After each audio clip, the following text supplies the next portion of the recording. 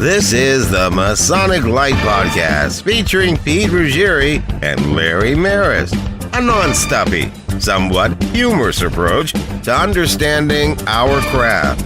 We guarantee you'll have a good time or your money back. This podcast is not endorsed or approved by the Grand Lodge or any jurisdiction. In fact, they'll probably hate it. And now, here's our host, Pete Ruggieri and Larry Maris. So, good morning, everybody, and welcome back to the Masonic Light Podcast. I'm Pete Ruggieri, and this is Larry Maris. Good morning. So, we're here for episode 3. We've actually done some research this week and done some studying, so our show should not be as crappy as normal. We also have our first guest today. That's correct. We're going to get more to our guest later, but we'll introduce him as Seth Anthony, Worshipful Master of Abraham Treichler Lodge in Elizabethtown, Pennsylvania. Good morning. And Seth is, he wears many hats in Freemasonry. He belongs to pretty much everything that you are allowed to belong to. He also belongs in many things that I've never heard of. So, Dues card and a pin, I'm in. Exactly. And he, I don't know what else to say about Seth. He's got, well, at least not with him here. I will say one thing. We attended the Pennsylvania Academy of Knowledge a few weeks ago. And Seth was kind of single-handedly responsible for setting up a podcast, a live stream podcast for the Roundtable guys, the Masonic Roundtable podcast that came in and actually gave some speeches and actually did a live podcast. And the whole thing was set up by yours truly. I don't know if I'll take all of that credit. Those guys brought their equipment and their stuff with them, but I made sure the infrastructure was there, and I made sure they all had water every time they needed it. That was really the key job. So Larry and I had talked about doing a podcast, but we didn't really, we talk about a lot of things. But then when we saw those guys do that up in Elizabethtown, we're like, we can do that. Not as well, but we could probably still do it. And, if we just market our show to like old people who know nothing about technology, they might actually think we're good. So there you go. So that's our kind of our goal. So Larry, what have we done since our last episode? Well, again, we do have a busy show today. You've done the Masonic Con, which we want to get a report on that to see how good it was. We had our grotto experience, which was outstanding, by the way, and a huge attendance. And we had Goose and Gridiron. We had other meetings and so forth. So it's been a busy week. So the Masonic Con was the guys up in Attleboro, Massachusetts, put together a little thing, first time they've ever done it, where they had, 60-some vendors or exhibits, people selling swag. I was there selling my Masonic scarves. But there was all kinds of, great people there with great exhibits. The local grotto, Nava Grotto, put on a degree, which I think they appreciated what Jake Young and I did when we visited, because apparently we had been drinking a little bit that morning, and we showed up acting kind of like we normally do at Ubar Grotto. Yeah, Nava's a little new. They probably aren't released to that experience yet. Yeah, they're the baby grotto in the realm. But they seem to. I think they didn't kick us out. So that was a good time. Their Tall Cedars also put on a degree up there that day. It was a good time. What kind of attendance did they have for it? They told me it was about 700 people. Well, that's not bad. They have a big lodge building. It's an old building. It's like 4 stories. They made me go into this like rickety old elevator, like service elevator, and there was like the old man in there pushing buttons. So we had to go up to the penthouse, the top floor. Of course, that's where you want to put like a fat guy carrying a bunch of heavy stuff. I had to go up there and sweat like a pig, which is great. It's good for you. But yeah, then we get like almost all the way up, and he stops the elevator, opens the doors, and we're between floors. Get out. So yeah, I love our senior brothers, but maybe not let them drive an elevator. But yeah, it was a good time. Our hotel was kind of sketchy. We stayed at a Knight's Inn. That was probably a mistake, yeah. Yeah, and I'm pretty sure I'm glad I didn't bring a UV light, or I would have. It was pretty gross. Sleep with your clothes on top of the bed. Yes. Just kill it with fire. That's probably the only thing. We had a great grotto meeting on last Sunday. Yeah, so that's what we'll probably get into that a little bit with Seth as well, because Seth is the charter monarch of Ubar Grotto. Seth wasn't there. Well, that's why we got to tell him about it. Okay, I got to hear all about it from you guys. First time I think I've ever been to a grotto meeting, Seth wasn't there. Third, I'm keeping track. I've heard plenty from other people, so we'll get your side of the story, and then we'll just match everything up. So yeah, it was we at Ubar we do we have our ceremonial 2 or 3 times a year. This year we're doing it twice, April and October. And we also have two meetings which we call convivials, where we give away give it away, but it's a free meal. But it's not really free because we kind of include it in your dues money. Right. So, but it also, since we're in Lancaster, Pennsylvania, where people are really, really cheap, people show up for their free dinner. So that might be a good tip for other Masonic bodies. Roll an extra $20 or $40 into your dues per year and include 1 or 2 free meals, and you're going to get a good turnout because people are cheap and they're going to show up to get their money's worth. Oh, absolutely. It works every time. And if they don't, then you get $20 extra in your coffers at the end of the year. So one of the good things about Grotto, we also had our initiation. We had 14 new guys coming into the Grotto, and that is a nice number. And a lot of the guys were longtime Masons and longtime serious Masons, and I don't think they were prepared for our shenanigans. If I recall the numbers correctly, when I was running them, about 40% of the members of our grotto were past masters, and I think there were 7 or 8 33rds out of the 120 members we had. So it's definitely not an organization that's full of new kind of green behind the ears guys. It's the old guys who are coming around and want to have some fun because they've gotten tired of being boring everywhere else. And in Pennsylvania Freemasonry, there's really not much fun to go on. It's I think designed to be not fun. Yeah, we'll talk about that as we get further into the program here. I don't want to go off Larry's agenda. Oh no, because he's very perturbed that we're going off chart. Well, look, you can't whisper to the producer, Larry. Just talk. Tell him. I didn't whisper. No, well, you're mouthing it like you have a secret. Well, I'm giving him a sign. We need to take a short break. No, we don't. We don't need a break yet. Secret sign? Yeah, we do. We still got to talk about some stuff. Oh, we could. Really? We do. Are we still doing We had news? other things going on this week. I'm being overridden. Well, I mean, you got to take another pee break. I don't know what's going on. We had our Tall Cedars thing this week. Yeah, you guys got some new silly hats. I saw some great pictures of that. So, Larry, what did you think? So, Larry and I both joined the Tall Cedars this week. Yes, we did. My Force, Lancaster Force number 27. Yes, and I mean, it's a great charity. I mean, I may or may not have done it for mercenary or other motives. Sure. But so, Larry, what did you think of our Tall Cedars degree? First, almost 3.5 hours. And the initiation went on forever and ever. And of course, here we go with the proverbial plays again. The good thing about this was it was on video, and actually it was pretty well done. I can't say it wasn't. It was nice. Good everything. It was good video. But it just took forever and ever. And one of the things that just bothers me, and I know we must do it, is the recognition. We had Grand Lodge officers in. And Tall Cedar dignitaries of their Grand Line. And every one of them had to be introduced. Every one of them had to make a speech of some sort or another. And the night just went on and on. And that's why Tall Cedar dignitaries stopped coming to Grotto.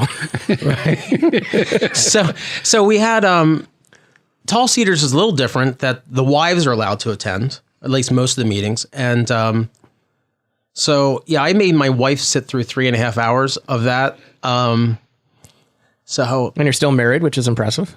Well, honestly, I'm going to give away the biggest secret of Freemasonry. If you bring your wife to things like that, they know that Freemasonry is the most boring thing on the planet.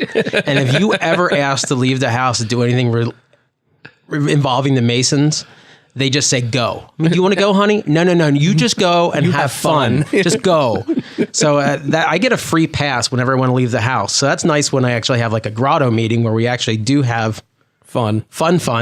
She just assumes it's another stupid meeting, but she doesn't listen to the show, so we're good. Well, it's also true, when sometimes they schedule, depending on the meetings that we have, whether it be lodge or wherever, Another good rule of thumb is bring a snake handler in.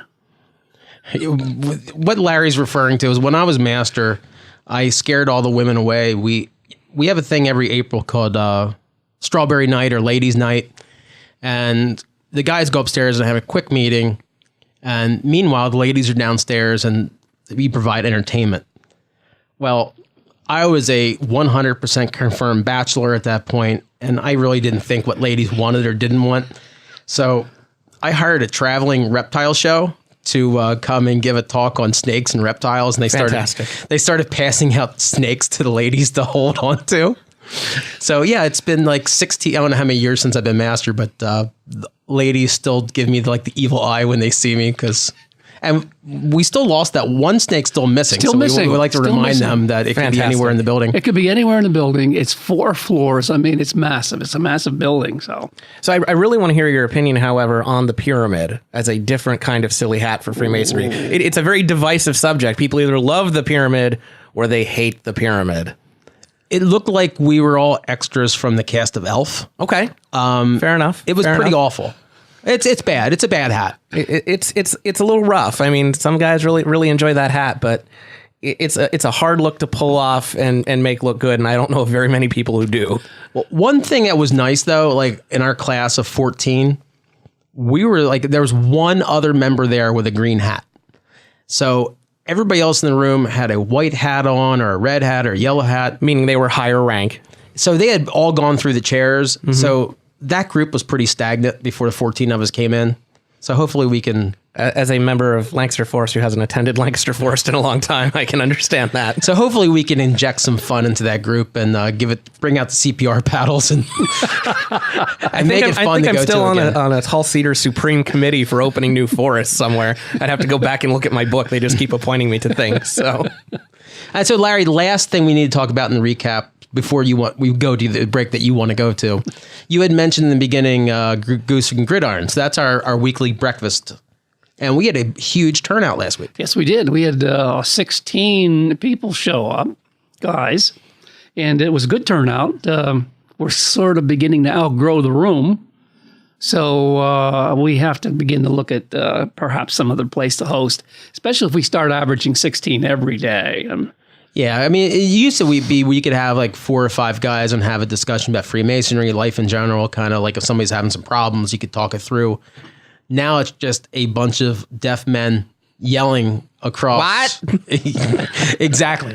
It's brutal. And then, God bless them, some of the guys, they all have different experiences, and somebody started recounting Vietnam War stories, and or wiring a building or a house and so forth. Yeah, we have a couple wiring experts in our group. It gets a little weird. It does. It does. So, well, we'll go to our first break. We'll come back and we'll actually interview our guest for real this time. Sounds good to me. See you guys.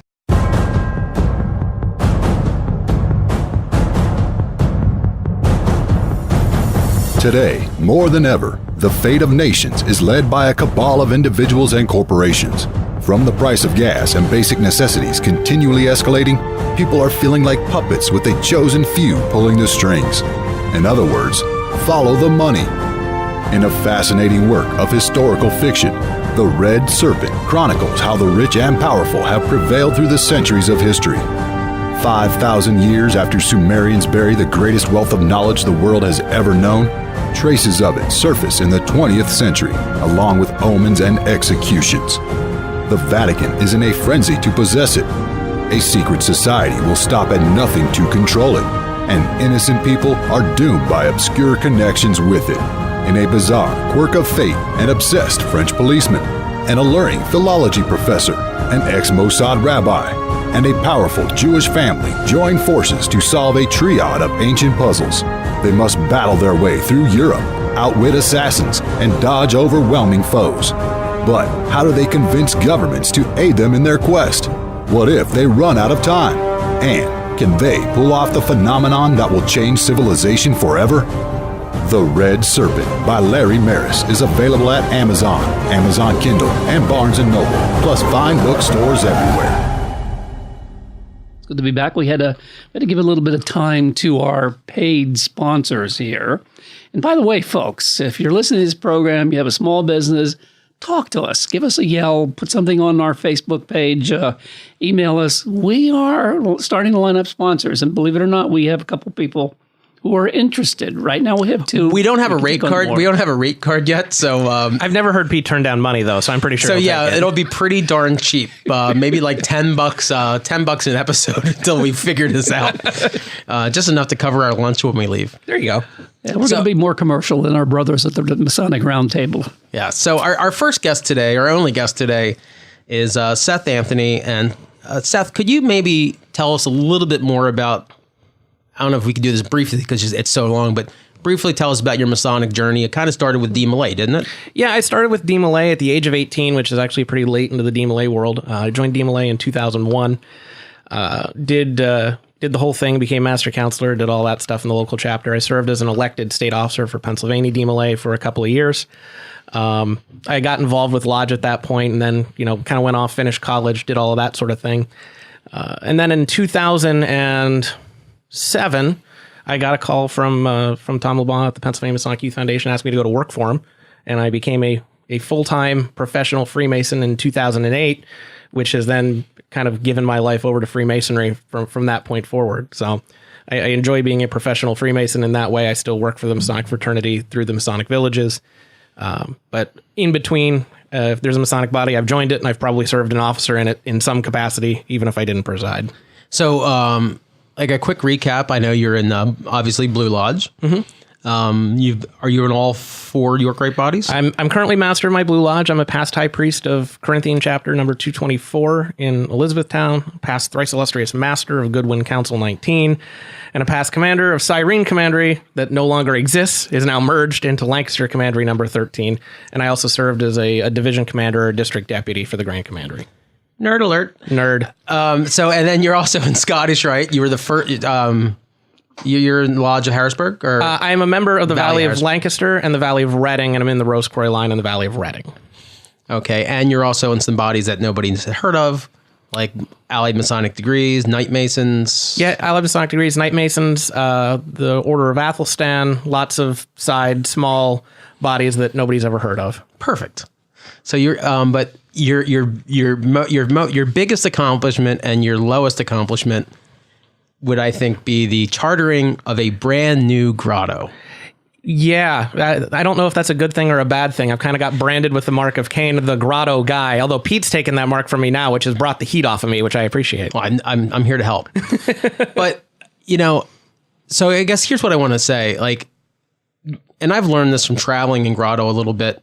In many places in the United States, grotto is just as boring as any other Masonic body. So, I was not one of the charter members. I think I was in one of the first couple classes, and I think I'm the first elected officer. I like to point that out. I'm the first elected monarch. But like the charter guys. So how did the discussion come about, and how did you choose grotto instead of Siots or Siots? Also a member of that. Yeah, here you see. Pyramid number 3, Metuchen, New Jersey. There's a shout out there too. Sorry, it's pyramid number 1. I got a number 3 Fez because they were out of number 1s, which is a great story. So we started grotto. I got involved with actually because I was a division commander for the Grand Commandery. One of my fellow division commanders was the monarch of the grotto in Philadelphia, Delco, our mother grotto. And he and I got to talking, and I had known about grotto from growing up in Erie, where I did the DMLA experience, and they were a good group, and he was looking for members, trying to, he didn't want to be the monarch who didn't take in any members that year. So I said, fine, I'll come down, and I dragged some other guys with me, and we joined down at Delco in a ceremony that was kind of read to us off a sheet of paper. It was pretty rough, but they were working with what they had at that point, and they've come a long way since. So we had this core group of 4 guys who went down, and we got the Grotto magazine in the mail, and it said, if you start a Grotto club and you keep it going for a year, they'll give you $1,000 for your club if you were doing stuff in the public. We thought, well, if we can get 6 guys to walk in a parade and get $1,000 to do something. But I was busy doing lots of other Masonic things. There wasn't a ton of excitement at that point. So we did it, and then a year lapsed. And I got a message from the secretary down at Delco saying, hey, are you going to do that club thing you talked about? I said, I'm just really busy with other stuff. It's really not top priority for me. He said, well, if you ever want to do a grotto, it only takes 25 to start a new one.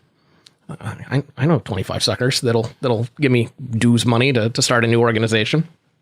So I started talking to some other Masons around me, Alan Moyer, Tom Labaugh, a few other kind of well-knowns in the Masonic community. And these are guys that are long-time Mason, 33rd degree, big Absolutely. shots. Yeah. These are guys who I go to for Masonic advice all the time. And I said, hey, what do you think about this? And the first thing they all looked at me and said was, why? What do you want to start another group for? We're all going to 5 meetings a week anyways. Why start another group? So we kind of sat down and brainstormed what could make this different. Masonry in Pennsylvania is dry, unlike a lot of other states. So kind of high on our list was, let's be able to have a drink at a meeting. Because we're adults. Yeah, exactly, to try to do something different. At the time, too, we looked around and said, we don't want to meet in a Masonic building because in a lot of cases in Pennsylvania, you just can't have alcohol in those buildings, period. So we said, let's go back to the old school, and we started meeting on the second floor of a tavern. There's a small tavern in Elizabethtown, PA that at the time was called Flavors, is now called the Lucky Duck. Yeah. And we were meeting on the second floor of that building for about the first year that we existed, and then we outgrew it. So anyways, we got 25 guys together. We started truly organizing with meetings in January, and by July, this is January of 2011, and by July of 2011, we had Supreme Council officers flying in from God's green earth to institute a grotto with 28 charter members. It was the first one they'd instituted in about 3 years at that point, and I think they've instituted 2 since then. So there's certainly growth, and since then, that initial 28, we've taken in over 150 members, and I think we're about 120 on the books right now. So, and what was one of the things that appealed to you to go to Grotto versus we could have formed any kind of chapter of any group. So one of the rumors I heard was that Grotto kind of let each grotto do their own thing. Yeah, that's mostly true. Grotto's very laissez-faire with the operations of the individual chapters that are out there. As long as they aren't breaking any laws or causing them any problems, they're pretty open to whatever you want to do to make your organization work. So that was very appealing to us. And it was also very appealing because there was Grotto in Philadelphia, there was Grotto in Williamsport, Grotto in Pittsburgh, but it'd never been here. And we liked the idea of not having anybody tell us what to do. There was no past monarch that was going to come in and say, you can't do that because we've always done it that way before. There's a system of district deputies, but they aren't there to tell you what to do. They're just there to lend a hand. So it was a very open system where we could take it and make it into something that worked for us and what we wanted. And that's really what Grotto's all about nationally now, is take the organization and make it work for your Masonic community. We're not going to try to force you into a mold. I think that one of the things that's very unique, and I know we have ambassadors that from our grotto that go to New York or go to other grottos who are invited to come. And one of the things that the other grottos find out, with the exception of Azim, they're kind of as crazy as we are. One of the things they find out is that they've been so regular, so Freemasonry, they're very dry.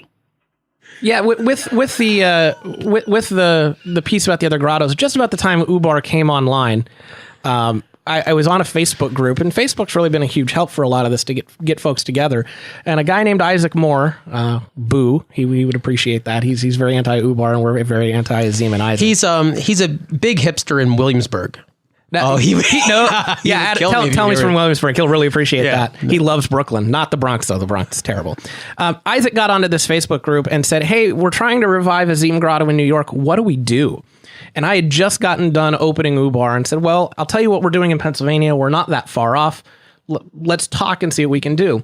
And about that time, I get a call from the Grand Monarch saying, I hear you're talking to the guys at Azim. I said, yeah. I said, good. You're the deputy there now. Okay. So you've been in Grotto for like a year and a half? At that point, I'd been like a member for a year. I chartered a new grotto. I'm like, oh, so you're now the district deputy over the grotto 3.5 hours away in New York City. Congrats. There you go. Said, what do you want me to do? And the Grand Monarch at the time was like a guy named Mo Evans. Mo is a great guy. He's from Florida. He's originally a Jersey boy. And Mo said to me on the phone, Seth, I don't care what it takes. I need you to go to New York. I need that grotto to be good. You just figure it out. Do what you got to do. We'll make it work. Okay, Mo, we're gonna take care of that. So we struck up this relationship with Azim that's a friendly rivalry, as it is, and we've been going back and forth and visiting with those guys ever since. They're really a kind of our sister grotto. Their meetings are awesome. Have you ever been up to one, Larry? No, I haven't. They're held at the Players Club, which is a beautiful classic building in Gramercy Park. The founder of the of the club was Booth. Yeah, the most famous actor of his time. And his brother is known for killing a president. Indeed. And William Tecumseh Sherman and Mark Twain were also early members. And I believe Fleming, one of the founders of the Shrine. Correct. Was also a member there. Florence. There we go. The actor. So yeah, I mean, it's just a beautiful, beautiful building that we could never hope to have. That we could never would destroy it. Yeah, we couldn't own it, but they'll let Azim rent it for the evening. Yes. So it's kind of nice. Yeah, so being able to visit with them and trade ideas back and forth with Grotto has been really good for us. So then we've started visiting other places, and Delco in Philadelphia's had a bit of a revival. They come up and visit with us a lot.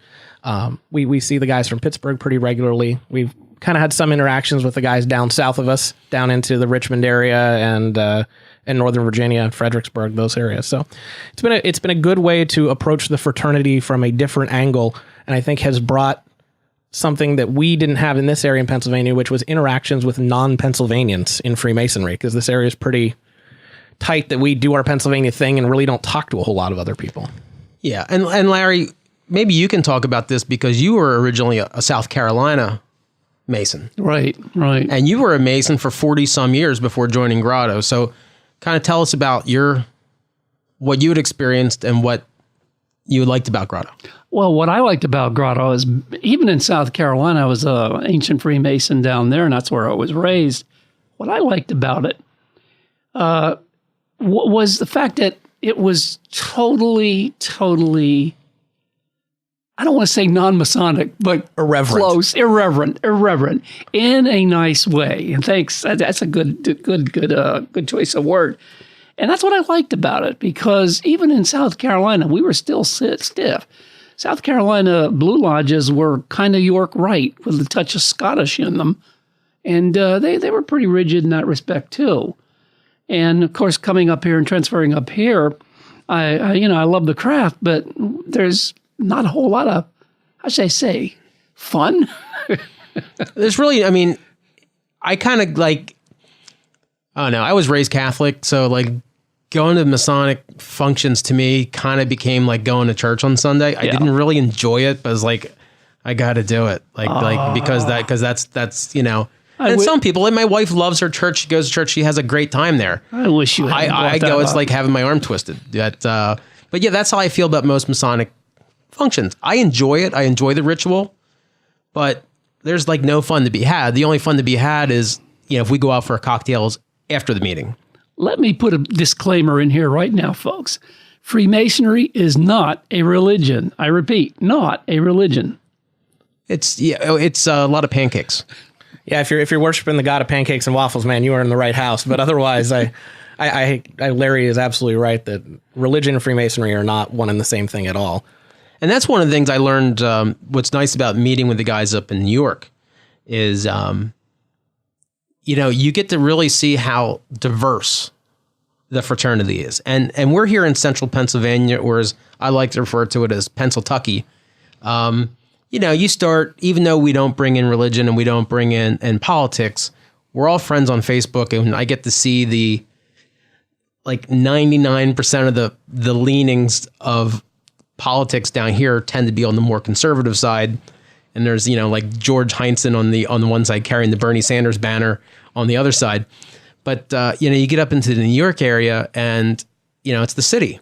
And, I'm open to, I've met gay members, straight members, black members, white members, every religion possible.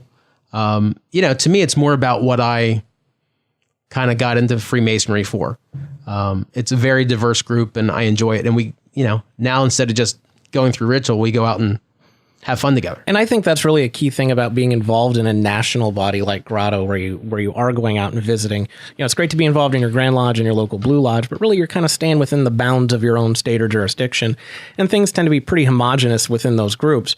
When you start going out and seeing these other Grand Lodges and how they operate and the different kinds of people in them, and through these national groups, you realize how hard it is to manage a national group that's very different and diverse, and just how very different the fraternity is outside of your little corner of Freemasonry.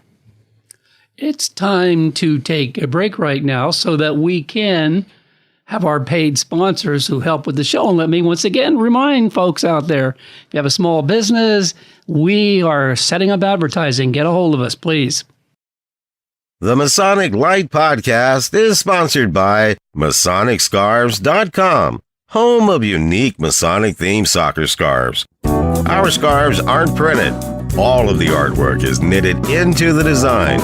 We can also do custom-made designs featuring your local lodge or commemorating an event. These make a great gift for visitors, members, or for fundraising. Visit our website at MasonicScarves.com and click on the Shop Now button to see our full catalog. At checkout, use code PODCAST and you'll get $5 off per scarf. www.MasonicScarves.com.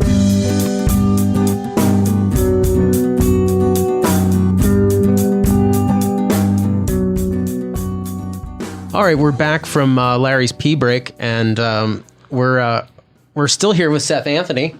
And Seth, one of the things we had talked about once, I don't know, in some drunken haze, is in our area, especially even in my building, we have a Prince Hall Lodge, and the gentlemen are wonderful. They're great guys. And like, would they be allowed to join Grotto or another Masonic body? I mean, I always thought that'd be interesting. They have their own world, but if they could come together in like one of the appendant bodies, that'd be great. Absolutely, I'd agree.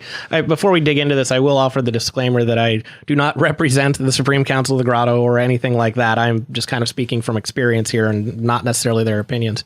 The real challenge with that, and we've approached them about that question at least twice out of UBAR, and I know many other grottos have done the same thing. The challenge is when you get to these large national meetings, you're bringing in Masons from across 50 states, and Prince Hall Grand Lodges aren't universally recognized at this point, mainly in the Deep South and a couple other areas. So whenever you come together in a tiled Masonic meeting, if a Prince Hall brother is from a Prince Hall Grand Lodge that maybe isn't recognized by one of the others, now we're putting in members in a very awkward position of having to violate an oath and obligation that they took to be in the same room. Is it really a problem on a personal level? No, but from a Grand Lodge level, it does bring up some questions and some issues. Really, the only place that can be solved is through the Conference of Grand Masters, where they handle the recognition issues. I would hope that we will see all the Prince Hall Grand Lodges recognized, and that will solve the problem and offer us an area to do that. But right now, really, the reasoning for it isn't because somebody wants to keep them out. It's because we can't put our current members in an awkward position. Well, that sucks, but I understand. Yeah, the Grotto's had a lot of resurged interest because of us and because of Azim. Cinema Grotto out in Hollywood, California, and there's been a few others that are really taken off. They've had requests to charter grottos outside of the country, which would be, a great area outside of the United States and Canada where it exists now. But then we start getting into problems again of recognition with Grand Lodges there. Simple things like currency conversion. How are they going to pay our dues in their money, especially if there's a big currency conversion shift? It's a big issue with chartering Masonic bodies in the Philippines right now because their currency is so weak against ours. It makes it very difficult for them to pay the level of dues we're paying as a member, and you don't want to have to get into a situation where you're grandfathering them on different dues levels and all of that. It's one of those things where you have an organization that had been not doing well, is finally starting to do well. And I think they're looking at their resources saying, let's concentrate our resources on reviving what we have rather than trying to do something wild and new that we may not be able to handle. Something else to hear for our local grotto, and this is a conversation you had started, and we had just picked these things up. We have just acquired 6 uniforms. The Big Six? The Big Six uniforms. So can you tell our listeners what the Big Six is? Yeah, the Big Six was a marching unit out of the grotto in Cleveland, Al Surratt, very old grotto, one of the earliest. They had a marching unit of guys who were over 6'2" tall, and they put them then in what basically British Guard uniforms with the big black furry hats. It looks like the guards from Wizard of Oz. They're winky guards. Yeah, they're winky guards. And then they would put these guys on parade. So you've got this very large guy in a very large hat and this huge uniform. And an axe. And an axe. That was their parade unit. And also the monarch's personal bodyguard, which I think is what Pete likes the most about it. So they put out a call saying that they had to close down this unit because they just didn't have the members to do it, and asked if there's any grottos interested. So Ubar stuck its hand up, as well as a couple others. And after a long time of trying to figure out how to get to Cleveland to pick up 3 large trunks of uniform stuff, we finally got guys to go out there and pick it up. But I think it's going to be an exciting new thing for us. So at the last meeting, Andrew Sterling showed us some pictures that he had taken. I saw some of those pictures. They at one time had, I think, 10 or 14,000 members in their grotto. Yeah. They had a picture of one of their classes, which is, I mean, my only frame of reference is the Scottish Rite building in Harrisburg. The picture is big or bigger than any of the biggest Scottish Rite classes I've ever seen. I mean, it's hundreds of guys joining at one time. And then there was another old picture of the degree team, and their costumes look like something right out of Hollywood from the 20s. Yeah, it was a very cool picture. I think the days of those giant classes, unfortunately, are gone. But it reminds you of the work the brothers put into making that sort of thing happen. Because that wouldn't have been an easy thing to put on stage production-wise, to feed those people. They were just running a much bigger operation than we are. So one of the other things the thing that most people know about Grotto is we wear the black fez.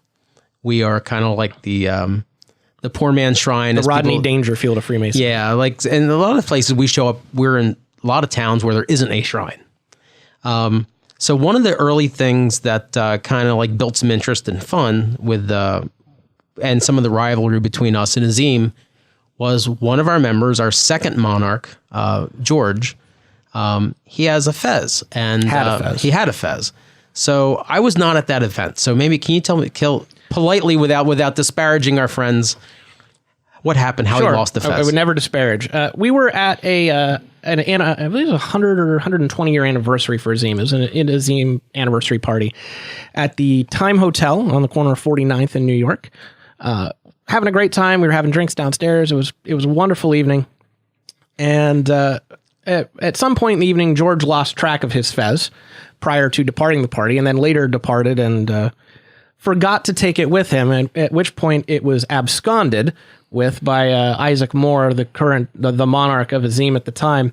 And Isaac has connections all over the place with guys he's known from Freemasonry in New York City, so he got the brilliant idea to just start shipping George's fez all over the world. So as I sit here and look at it in front of me, just close enough for George to know it's here, but far enough that he'll still never get it back. We see it's been in Mexico. It's been in Romania. It was rowed across the Atlantic Ocean on a rowing team. It's earned its jump wings because it was jumped out of an airplane by an Army Ranger.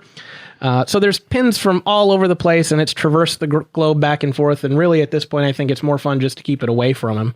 I know Chris Rodkey, our chaplain, the Reverend Dr. Chris Rodkey for the full title. Right. Chris had it in the Holy Lands. Yes, he went over. He was sponsored by the Knights Templar to go to the Holy Land and took the fez with him. It's funny. There's been a lot of talk about problems the fez has caused, especially in the Holy Lands and other areas. Fezes aren't exactly looked on well because of historical connotations. So it's kind of like take a picture and hide it and don't talk about it.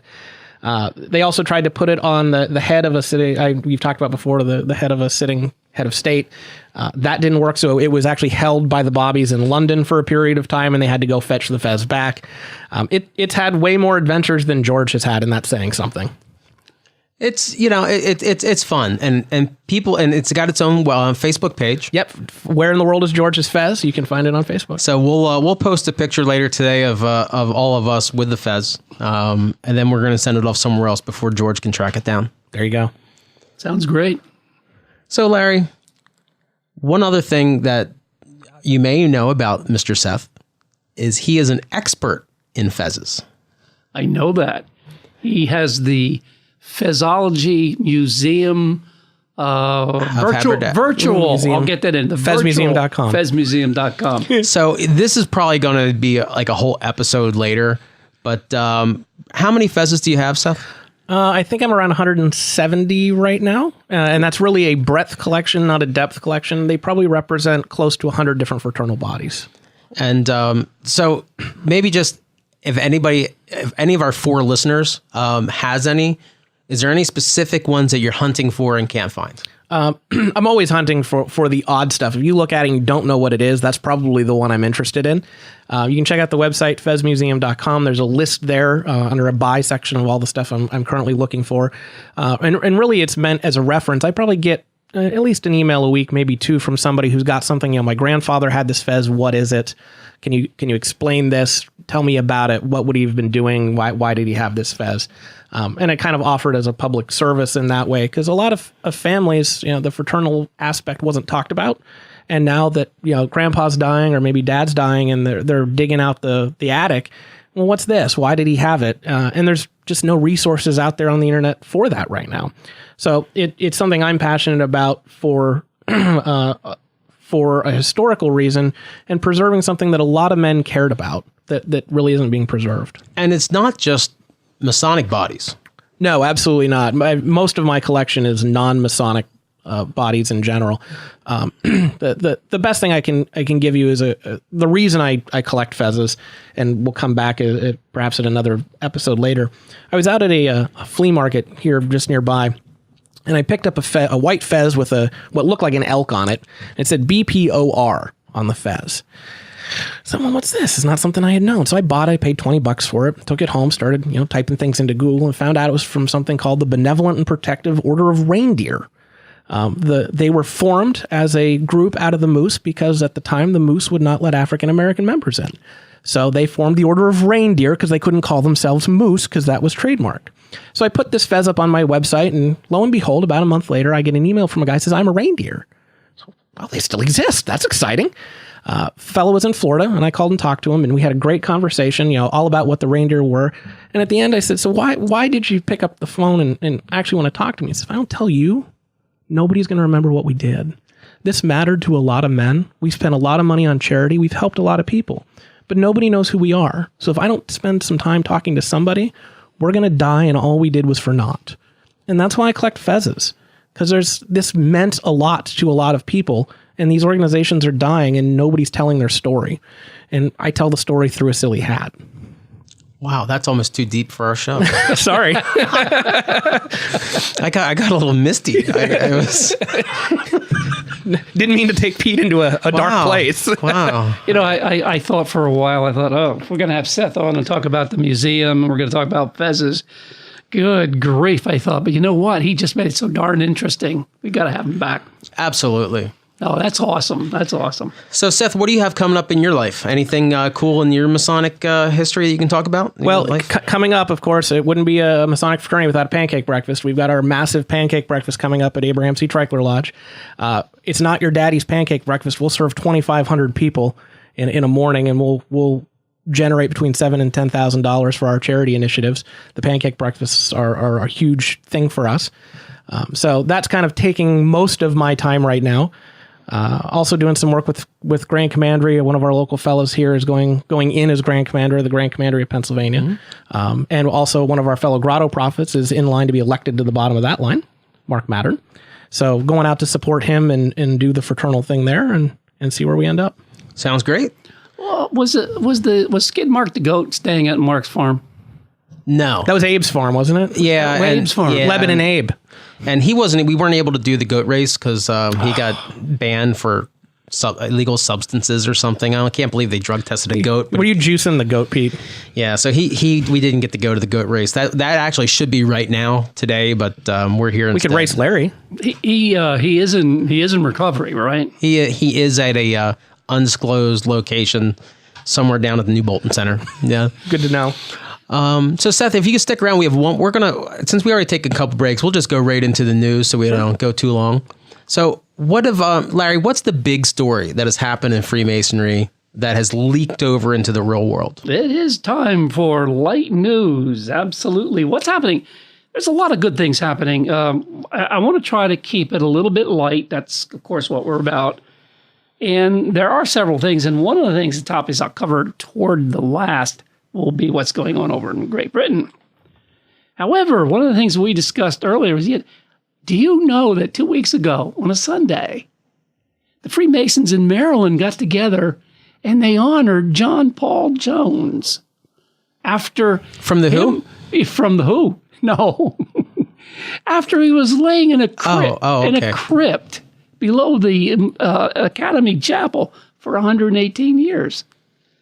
Now, my question to you and anybody else out there, why did it take us 118 years to honor this man? Was it, one, because he was in France and was all messed up over there? Or Didn't he go work for the Russians? He did. Catherine the Great had him as an admiral in one of her fleets. So why did we not honor that? Somebody forgot to read the minutes of that session, I think. Right. But anyway, that was the big question. It took us 180, and it somewhat reminded me of a story, a little bit of a humorous, not necessarily a joke, but how many Masons does it take to change a light bulb? Well, the given number actually is, I think, 64. And that is, the light bulb was out. Well, they have to tell the worshipful master, and the worshipful master has to appoint a committee of 3. And the committee of 3 has to come back with a report. Then the past masters as a group, they want to study the light bulb. Should they change the fixtures? So it goes on and on and on and on and on. And sometimes months pass, light bulbs not changed. And that's what I thought. That's what I thought happened here. Somehow or other, they tucked them aside. They talked about it, but they never acted on it because there weren't enough committees to make it happen. That's a good reason, I think. You're presuming they're willing to change something, Larry. I think that's where that joke starts. How many Masons does it take to change a light bulb? Change? My daddy put that light bulb in. If it was good enough for his lodge, it's good enough for mine. That's not the way we used to do things. That's right. So what else is happening? Basically, one of the things that's happening, or one of the things we try to do, I mean, we have foreign correspondents that work with us. They feed us news, and we get it through the internet resources. Our foreign correspondence by Google Alert. The inner tubes. Yeah. Reddit. It's a series of tubes. Well, I do have a lady that does help us out. She's fictitious, but she does, and we'll mention her name at the end of the show. But what's going on over in Great Britain, which this is a little bit more somber, is they're going after one of the top police officers, the chief over there, who is in the area of South Yorkshire. And somehow or other, his name appeared on the list. And if you recall, about a year and a half ago, there was a problem at Hillsborough Stadium, a soccer stadium. And someone won, and the field was flooded by fans. But it kind of got out of hand, and 16 people were trampled to death. So that was a real scandal. Well, now what they're finding out was they're blaming people for trying to put a lid on it and not prosecuting for a long period of time. So they're going after the chief of police, and they're finding out that, unfortunately, some of the police officers in the hierarchy for that police department were Freemasons. Gasp. Yeah, secrets. Oh, gosh. So now what they're doing is they're thinking about indicting this poor guy, and they're actually beginning to think about indicting the craft of Freemasonry. So maybe this is, Seth, you're kind of more of a scholar on this stuff than we are. In America, you can look at my car, my bumper looks like I'm collecting. You have a bumper? I'm collecting Pokemon, like I've got Masonic stickers everywhere. Indeed. So, but in Europe, especially in England, it's kept kind of on the down low. Yeah, they've had a lot of questions and concerns in the UK over that, and there's been a lot of persecuting of Masons and not wanting them to hold public office because of their concerns. And there's another major, I just read this morning, another major expose in France where they're trying to out political folks who are Freemasons. Certainly when I was over in the Netherlands visiting the Grand Orient of the Netherlands, there wasn't a sign on the front of the building. There was a lantern that had a square and compass on it, but no G. And that was kind of, give the secret knock on the door, and they would come out and meet you, but they don't advertise where they're at, just because there still is a lot of suspicion about what we do for many various reasons over there. Yeah, I saw another news thing this week. I don't know whether he's considered the president, the prime minister of Ghana. Just somebody outed him that he's a Freemason and a Catholic, and he just owned up to it. He goes, "Yeah, I am. What's the big deal?" So yeah, so. But yeah, so I mean, I don't know. The biggest conspiracy I'm ever involved in is, like what speaker we're going to have and who we're not going to have. I mean, like there's nothing here. I wish there was. The minute we figure out if we're having ham or tuna after the meeting, that's when we're going to take over the world. As soon as we get that figured out, the world is next. So that's the news. That's light news of the two big topics that we wanted to cover. And if anybody has anything as we go along in these podcasts, let us know. And we will entertain any kind of news whatsoever. Yeah, we'll talk. Yeah. Well, anything above pancakes, we'll talk about. Yeah, correct. So, Larry, what else? I guess we can probably wrap up here pretty soon because we've got important things to do. No, we don't. So, Larry, who are our sponsors this week? Oh, our sponsors this week, and I do want to thank them, is it happens to be the Masonic Scarves Company that is doing a great job. You want to say anything about them, Pete? It's almost the summer, so I don't expect you to buy a lot, but log on MasonicScarves.com and they can make a nice waist belt. Yes, keep my Crown Royal habit going, please. And of course, The Red Serpent, which is a book that you can get through Amazon in print or in Kindle. And again, two of the good sponsors, and we're open for more folks to become sponsors. We really are. Larry, don't beg. And I'd like to take an opportunity to thank our producer of Lancaster Podcast Studios, and he does a great job. We love it. He doesn't like to use his name, so keep that quiet. Okay, not using his name. No, I'm never too closely affiliated with Freemasonry, I understand. But he's not a Mason. And to our director, Rocco Ruggieri, who He's in his crate right now. Okay, but he's got a squeaky ball. And of course, our foreign correspondents and the people that help make this show possible. Our news director is Ima Blather. Thank you, Ima. And our foreign correspondent is Nada Worthy, and she's a great lady, and we enjoy getting stories from her through Google, of course. And also special thanks to Oh, for God's sake, Larry! Can you tell that Larry's a fan of Car Talk? If you just did this with a New England accent, we could totally rip their show off. Absolutely. So in honor of, I think it was Tom, who passed away a couple of years ago, had the greatest show on PBS ever, Card Talk. One of the things we want to close out was we do want to thank the law firm that represents us, keeps us out of jail probably, and that is the law firm of Dewey, Cheatham, and Howe. And thank you. And when we say that, we're thanking the two guys from Card Talk that made PBS into what it is today. So if you're over 70 and you know about that show, thank you for listening. We're in Lancaster. I thought it was Richard B. MacDonald. Right. Seth, thank you so much for coming in today. We'll have you again soon. We appreciate it. Thanks. Thank you much.